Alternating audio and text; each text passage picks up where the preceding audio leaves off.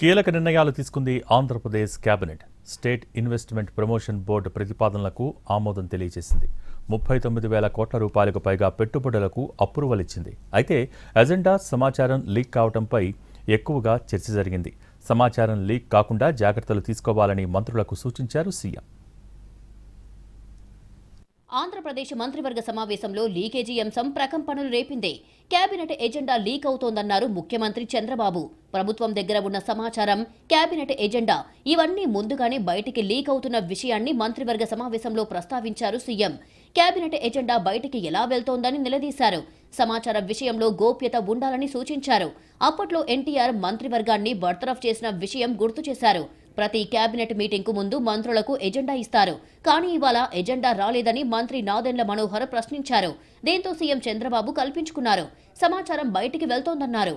అలాగే కార్యదర్శుల పనితీరుపైన అసంతృప్తి వ్యక్తం చేశారు సీఎం.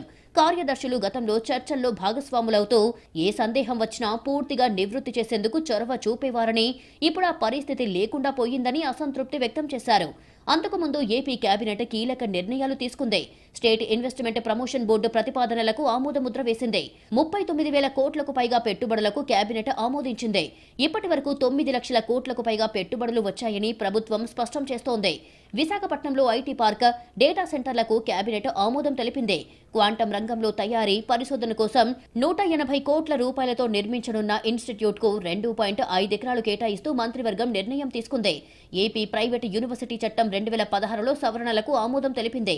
రాష్ట్రంలో మరిన్ని ప్రైవేటు యూనివర్సిటీలను ప్రోత్సహించడంతో పాటు భూమి ఎక్కువగా ఉండాలి అన్న నిబంధన కూడా తగ్గిస్తూ కేబినెట్ నిర్ణయం తీసుకుంది.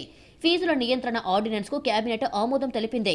AP higher education fees regularisation monitoring committee ఏర్పాటుకు ఆర్డినెన్స్ జారీకి ఆమోదం తెలిపింది. ఇప్పుడున్న జోనల్ వ్యవస్థలో కీలక మార్పులు చేస్తూ కేబినెట్ నిర్ణయం తీసుకుంది. రాష్ట్రంలో 2 మల్టీ జోన్లు ఉంటే ఇప్పుడు 3 మల్టీ జోన్లకు పెంచింది. ప్రస్తుతం 6 జోన్ల వ్యవస్థను ఏర్పాటు చేస్తూ నిర్ణయం తీసుకుంది ఆంధ్రప్రదేశ్ మంత్రివర్గం. ఉద్యోగ అవకాశాలకు సంబంధించి జోన్ల వారీగా నిబంధనలు ఉండనున్నాయి. Zone 1 Srikakulam, Vizianagaram, Parvathipuram, Manyam, Visakhapatnam, Anakapalli. Zone 2 east Godavari, west Godavari, Krishna. Zone 2 ఇప్పుడు మారిన 2025 ప్రకారం అల్లూరి సీతారామరాజు, ఈస్ట్ గోదావరి, కాకినాడ, డాక్టర్ బిఆర్ అంబేద్కర్, కోనసీమ. మళ్ళీ ఈ మల్టీ జోన్లో ఇంకొక జోన్ కూడా ఇచ్చారు. Zone 3 west Godavari, Eluru, NTR, Krishna. అంటే ఈ మొత్తం రాష్ట్రాన్ని 2 మల్టీ జోన్స్గా చేయటం జరిగింది. 1975 ప్రకారం మల్టీ జోన్లో 2 జోన్లు ఉంటే ఇప్పుడు 3 జోన్లు చేశారు. కేబినెట్ ఎజెండా ముగిసిన తర్వాత తాజా రాజకీయ పరిణామాలపై మంత్రులతో చర్చించారు ముఖ్యమంత్రి చంద్రబాబు.